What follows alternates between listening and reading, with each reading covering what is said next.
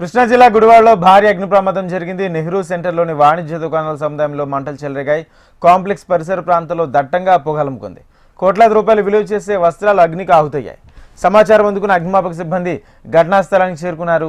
మంటలు అదుపు చేస్తున్నారు. ఉయ్యూరు హనుమాన్ జంక్షన్ పరిసర ప్రాంతాల నుంచి ఫైర్ ఇంజిన్ తెప్పించి మంటలు అదుపు చేస్తున్నారు. ప్రమాదం జరిగిన కాంప్లెక్స్లోనే junior college, State Bank of India, ఇతర కార్యాలయాలు ఉన్నాయి. ఒక్కసారిగా మంటలు ఎగిసిపడడంతో సమీప ప్రాంత ప్రజలు భయాందోళనకై రోడ్లపైకి వచ్చారు. ఇక సెల్ ఫోన్ షాపులో ముందుగా మంటలు వచ్చాయని స్థానికులు చెబుతున్నారు. తెల్లవారుజామునే ప్రమాదం జరగడంతో ప్రాణ నష్టం తప్పింది.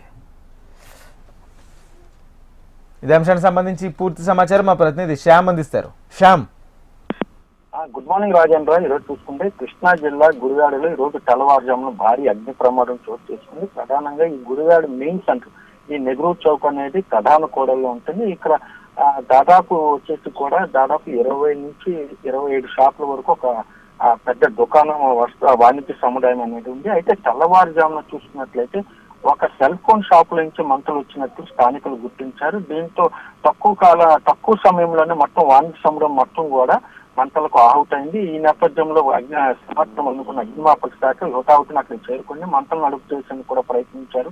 అయితే చాలా పెద్ద ఎత్తున మంటలు రావడంతో సమీపంలో హనుమాన్ జంక్షన్, ఇతర ప్రాంతాల నుంచి కూడా దాదాపు 4 ఫైర్ ఇంజన్లు కూడా పిలిపించారు. ప్రస్తుతం చూసుకున్నట్లే మంటలు అయితే అదుపులోకి వచ్చినాయి. అయితే ప్రమాదానికి గల కారణాలపై ఇటు పోలీసులు కూడా విచారణ ప్రారంభించారు. అయితే దాదాపు ఈ నష్టం కూడా అంచనా చాలా పెద్ద స్థాయిలో ఉంటుంది అంటున్నారు. అంటే ఇదే వాణిజ్య సముదాయంలో బట్టల దుకాణాలు ఉన్నాయి. అదే విధంగా ఒక కాలేజీ, అదే విధంగా ఒక ఎస్బీఐ బ్రాంచ్ కూడా అక్కడ ఉంది. అయితే ఎస్బీఐ బ్రాంచ్ లో దగ్ధమైన ముఖ్యమైన ఫైల్స్ అనేది కూడా ఇంకా తెలియలేదు. ఏదైనప్పటికీ కూడా కోట్లాది రూపాయల నష్టం అయితే వాటిల్లినట్టు ప్రాథమిక సమాచారం అందుతోంది. ప్రస్తుతం అయితే మంటలు అదుపులోకి వచ్చినాయి.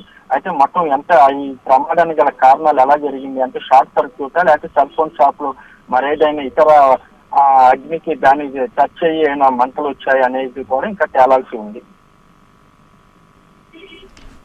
Right, thank you Shyam.